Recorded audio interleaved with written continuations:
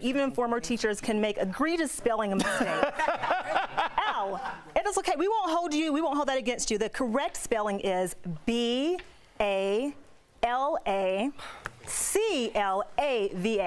And I'll use it in a sentence for you guys. Jeff was wearing a red balaclava as he fell down on his skis. So, does that help you at all? Yeah. Welcome back to Daily Blast Live. We'd like to welcome our guest co-host, Renee Davis. Yeah, Renee. Hi. Welcome. I feel like I've graduated from like the small kid table to now I'm at the big kid table. From the hub to here. From the hub to here. Welcome. I'm glad you're here. They think this is like a white collar, highbrow pardon situation. He's on a pardoning spree, and I have some political beliefs. I think he's doing some of these pardons so that when his friends get in trouble with the Russiagate or Russia investigation, he can say, "Well, I've been pardoning people for the past, I don't know, 5 months or so." Oh, so you think this is setting the table? Oh, I think this is definitely setting up for the future pardons of his homeboys. People on social media have been very quick to say, then you bear some responsibility. What would you say to them? I first want to say I'm very sensitive to any woman, any person, man or woman, who's been sexually assaulted. But considering that this happened in 2004, I do think it's very important for us to have the entire picture. All these months, I thought that Bill Cosby just slipped these like Quaaludes in her drink. But allegedly, well, apparently, she's admitting that she took the pills from him.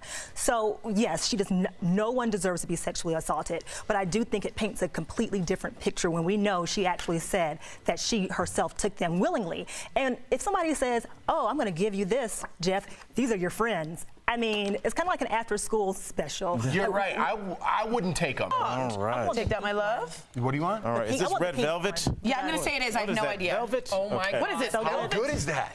I'm going the chocolate You're one. going this, my love? Pink is one of my favorite colors. Ooh, There we go. pink. Enjoy Happy Cheers, National cheers. Macaroon Day, That's right, guys. Cheers, everybody. That's really good. Is that good? Nobody wants to actually touch my macaroon. Okay, reach you. Tell everybody, like, what's your background? I know went to University of Georgia. Like, Go Dogs. Went to the University of Georgia, double majored in broadcast journalism and political science. I'm eating a cookie, forgive me. But have always loved sports. Have done a lot of sports hosting, and I'm a huge fan of reading and writing. So not only do I write narrative, I also write sports op-eds and socio-political op-eds. I do some correspondence work for other networks too. Okay. So usually sports and socio-political So topics. every time I see those dogs take the field, I think about you. Tell me, what are you thinking about my Cavs tonight playing the hated Golden State Warriors? A little bit of backstory, guys. I'm a Clipper fan, and so my theory was that if the Cavaliers lost, we had a better chance of getting LeBron. Because Trying to steal our LBJ, never happened. Trying to steal King James, but honestly, I think that you guys, the Cavs, might win one game, maybe two tops. But I'm really leaning more towards a sweep.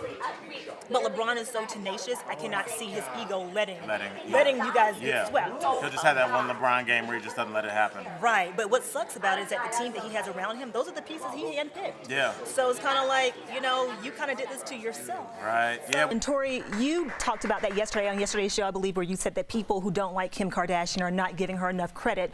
I do want to be one of those people who says that I'm not a Kim Kardashian fan, but I do want to respect exactly what she's doing because she has such a huge social media platform. She has people talking about prison reform for disproportionately. Teenage girls are now realizing it, right? So I totally appreciate that. But you said, Jeff, that the